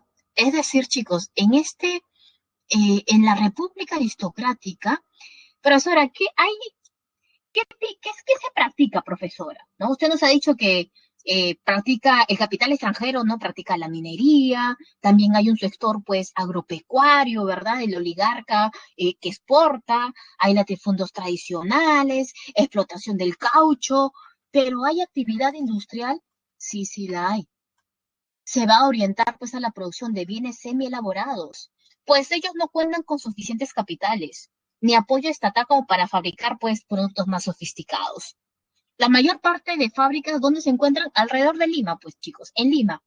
Y se dedicó a la producción, por ejemplo, de aceite vegetal, a la manteca, hay fábricas de velas, de cerveza, de tabaco, pero la más desarrollada es la industria textil. Es por eso que la industria textil concentra pues a la mayor población obrera de la capital. Ustedes cuando quieren comprar su rico helado, mayormente y por ahí está pasando pues de repente por tu casa un heladero. Este heladito, ¿qué marca es? Mayormente ustedes qué eligen. Hay una empresa de helados que se crea para ese periodo, que hasta el día de hoy sobrevive. Tú sabes que los peruanos estamos, tú compras Ártica, o Arica así se llama. Ártica creo, ¿verdad? Donofrio. Donofrio va a ser fundado, la fábrica de Donofrio va a ser fundada justo en este periodo, durante la República Aristocrática. Sácale pues no cuántos años tiene. Eh, todas las fábricas, ¿no? En Lima, el primer gremio, luchando por la ley de las 8 horas. También tenemos pues a Ecuador, Ecuador que siempre trata de quedarse con territorio peruano y que más adelante va a estallar guerras, pues, ¿no? Por ejemplo, tenemos en el segundo gobierno de Manuel Prado Ugarteche, también tenemos en el gobierno de Fujimori, se crea la caja de depósitos y consignaciones, que lo que el día de hoy viene a ser pues el Banco de la Nación. Primer gobierno de Leguía, se establece el primer paro general obrero. Pero cuando yo hablo acerca de paro general, para esa época, chicos, eh, tú eh, a- vas a encontrar que la población, pues, obrera, sí acata las huelgas. No es como el día de hoy, ¿no? El día de hoy hay huelgas, unos van, otros no van, otros tratan de sacar beneficio, pero para esa época no, porque el movimiento obrero cada vez se vuelve pues más poderoso y son influenciados por diversas corrientes. Algunos pues por el anarcosindicalismo, ¿no? Por los anarquistas, las ideas anarquistas difundidas por Manuel González Prada. Vamos a ver que los líderes sindicales empiezan a gestar una alianza con los intelectuales. ¿Con qué objetivo, profesora, con intelectuales? Para dar mayor coherencia, pues, y también difusión a sus demandas obreras. Es por eso que la primera conquista se logra en 1913. Tras una huelga de trabajadores portuarios, el gobierno de Billinghurst va a decretar la ley de las 8 horas para ese sector. Este primer paro general, ¿qué va a conseguir, profesora? ¿No? La ley de las 8 horas no se consigue de un día para otro. Es todo un ciclo, pues, no de preparación, ¿no? Un desarrollo obrero que sale a las calles a protestar por sus derechos. Gracias a este primer paro general, ¿sabes qué? Se va a establecer el día siguiente la ley de accidentes de trabajo. Es decir, si tú en tu trabajo pues has sufrido algún accidente que el empleador no te quiere reconocer y aún no te vota, gracias a esta ley, él tiene que reconocerte, él tiene que hacerse cargo de, de los gastos. De repente has quedado sin dedo, sin mano, sin pie, hasta puedes de repente ver, puedes morir dentro de un accidente. Antes el empleador no se hacía cargo, pero ahora con esta ley sí. El Tratado Polo Bustamante, hay una cesión de territorios a Bolivia. El Tratado Velar de Río Branco es para también delimitar las fronteras con Brasil. Y se crea la Asociación Proindígena. Chicos, a ver, esperen un momentito, quiero ver a qué hora. Ahí está bien, 11:55. A ver, veamos, Billinghurst, más conocido como el Pan Grande, es un gobierno populista. Llegó a ser alcalde de Lima. Antes era militante del Partido Demócrata, liderado por Pierola. Durante su gobierno se va a reglamentar la huelga, ¿no? La huelga, la ley de huelga, todos tienen derecho a salir, a protestar, a reclamar sus derechos. Se impone también la ley de las 8 horas a nivel nacional, no, solamente a un solo grupo, a los obreros del muelle Tárcena del Callao. Se crea el departamento de Madre de Dios. Quiero que observes esta imagen. A ver, mira, quiero que observes justo nos han colocado una imagen de la época. No sé si puedes leerlo. Mira, esa fotografía es de 1912. ¿Qué dice? ¿Qué dice?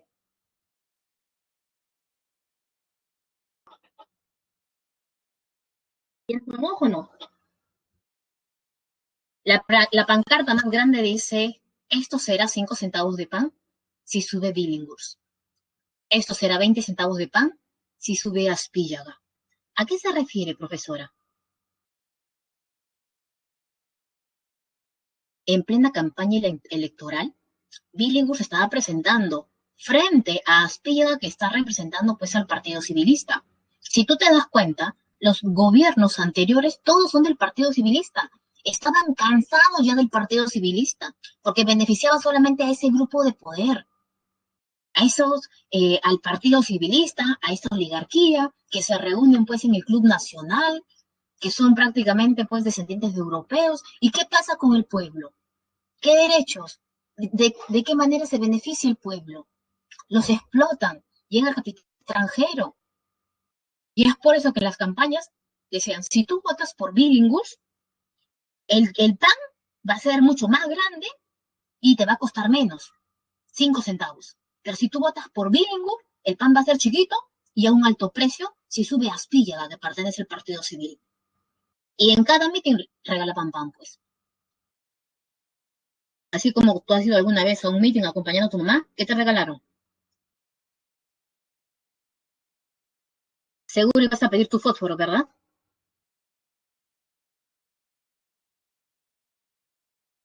No me vaya a decir que ninguno de ustedes no ha ido a algún mitin.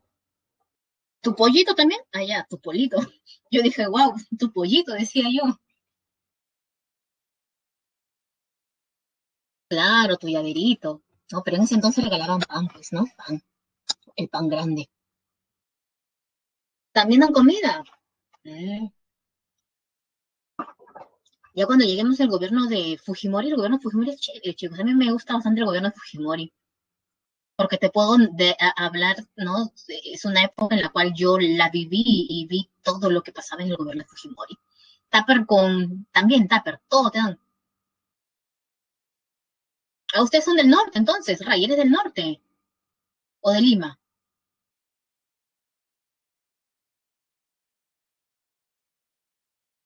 De Lima, claro.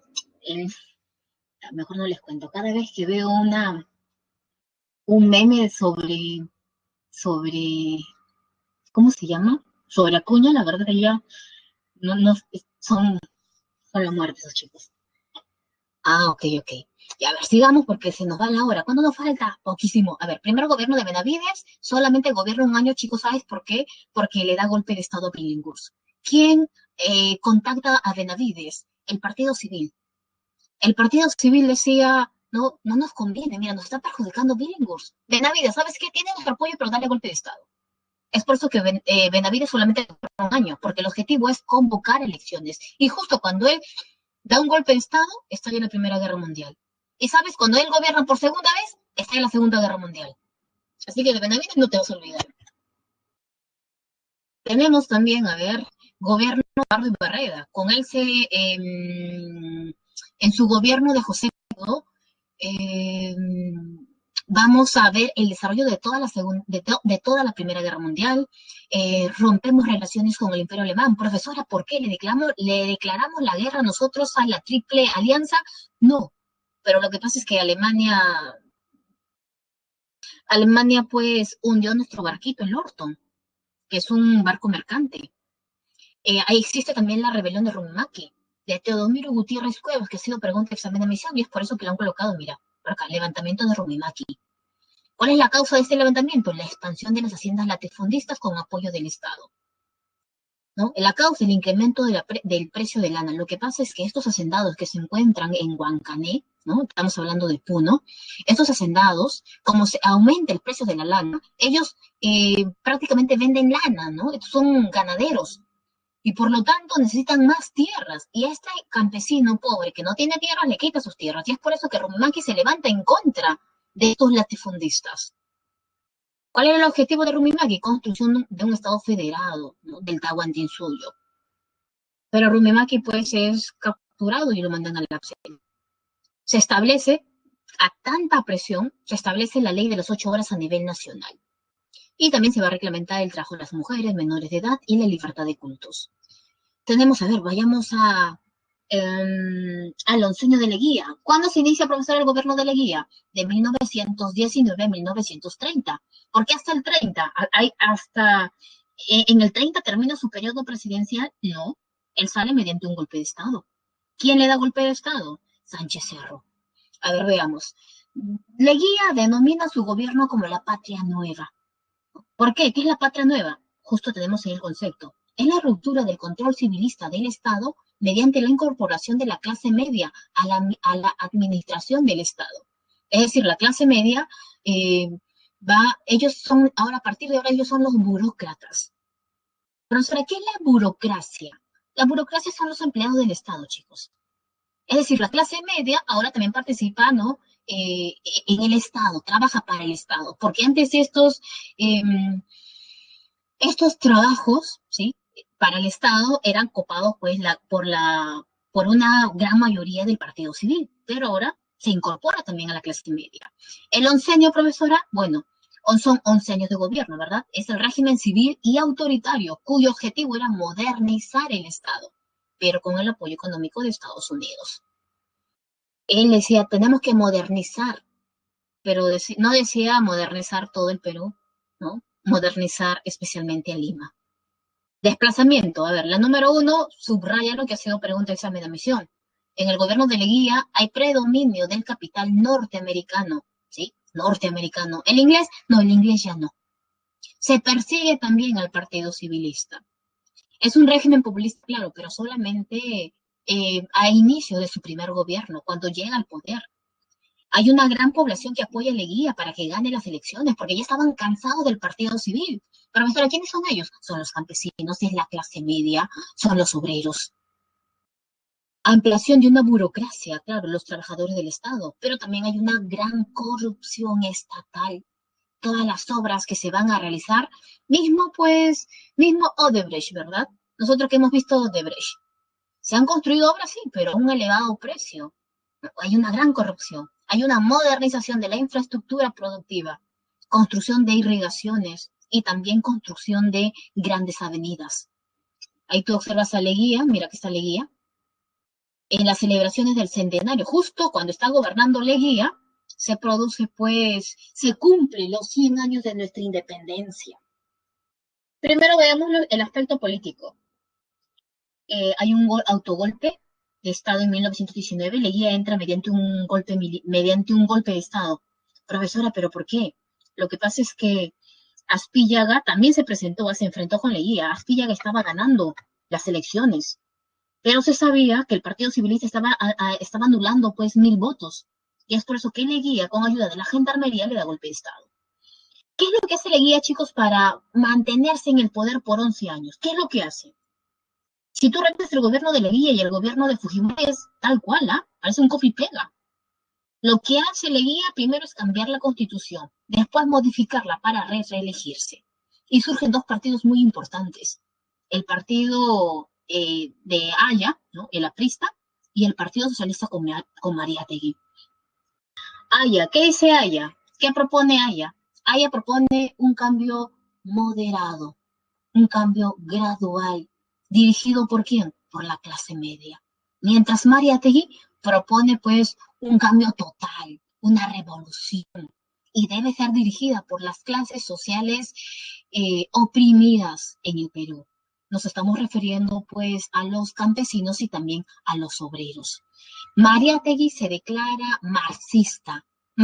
Ambos personajes han logrado pues viajar a Europa, han logrado observar todo este proceso de desarrollo de la URSS y por lo tanto está convencido de que no quiere nada con el marxismo, no quiere nada con el comunismo, pero Mariátegui, ¿no? Sí se declara marxista. Y como te comenté, se llama Partido Socialista, pero tras la muerte de Mariátegui se cambia por Partido Comunista, ¿ok?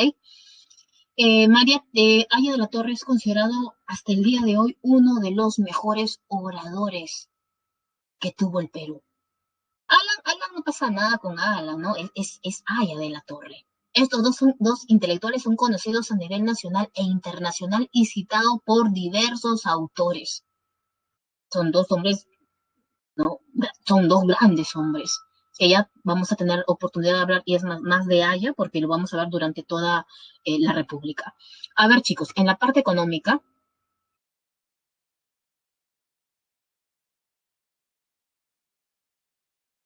ok, a ver, en la parte económica ya te comenté, ¿verdad? Dependencia del capital norteamericano. Profesora, ¿qué es el laudo de París a favor de la IPC? La IPC, International Petroleum Company, ¿verdad? Es una empresa norteamericana que explota el petróleo en la Brea y Pariñas. ¿Qué es el laudo de París, profesora? A ver, recordemos. Quienes durante el gobierno de Cáceres llega una compañía que va a explotar el petróleo llamada London Pacific. Pero resulta que esta London Pacific, de capital inglés, no paga impuestos. Y para evitar pagar impuestos al Estado, vende sus acciones a la IPC. Y por lo tanto, en el gobierno de Leguía se van a un juicio porque el Estado peruano le está reclamando el pago de impuestos. Pero la IPC dice, pero yo no te debo, quien te debe es la London Pacific. Yo le he comprado sus acciones, pero yo no te debo.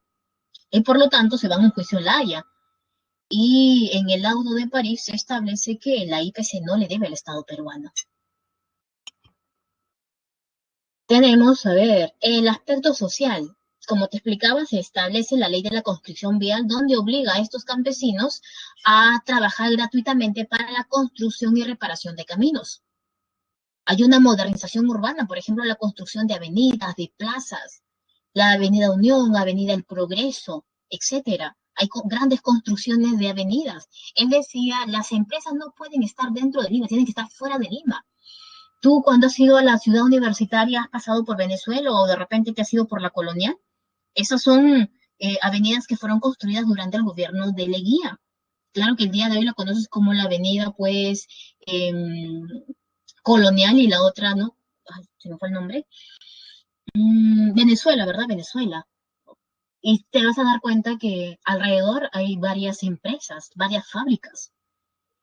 Se va a legalizar las comunidades campesinas y se reconoce a las comunidades indígenas. Mira, esta foto, la verdad que mira, profesora, son indígenas, pero mira, con los pies sin zapatos, profesora. Pero ¿qué es lo que tienen? ¿Qué es lo que yo veo blanquito, profesora? Es cal. Es decir, para que este indígena no contamine eh, las instituciones del Estado o para que vaya a entrar a alguna casa, ¿no? Y no nos contamine, siempre se le tenía que echar cal a este indígena, en los pies, claro. Reconocimiento de comunidades, creación de la Oficina de Asuntos Indígenas, ¿no? A ver, para el centenario hay una renovación urbana, obsequios por el centenario. En el aspecto internacional se firman dos tratados. El Tratado Salomón Lozano con Colombia, donde vamos a ver la entrega del trapecio masónico de Leticia, y nadie sabía de ese tratado. ¿Cuándo nos enteramos, profesora? Cuando Leguía cae, mediante el golpe. Se finaliza el problema con Chile, firmándose el Tratado Rada-Gameo-Figueroa Larraín, o también conocido como el Tratado de Lima. Chile nos devuelve Tacna y ellos se quedan con Arica. Y golpe de Estado. 1929, la caída de las exportaciones. ¿Qué acelera la caída de Leguía y que fue pregunta examen de admisión? El crack del 29. Hay una corrupción del régimen, golpe de Estado por parte de Sánchez Cerro, y como consecuencia surge el tercer militarismo. Pregunta número 5, chicos. ¿Cuál era tu clave? A ver, veamos. Nos habla, a ver. Uy, ahí está ya. Dice, la finalización del oncenio, si bien estuvo asociada al levantamiento liderado por Sánchez Cerro, también puso en evidencia algunas de las características de orden económico más profundas del país. En ese sentido, señala la afirmación correcta sobre aquel momento. Claro, va a depender del capital norteamericano. A ver, chicos, encuesta.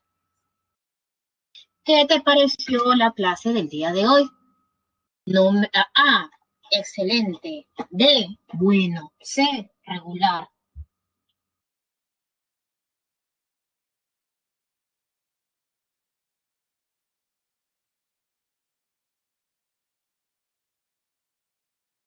D, malo y E, deficiente.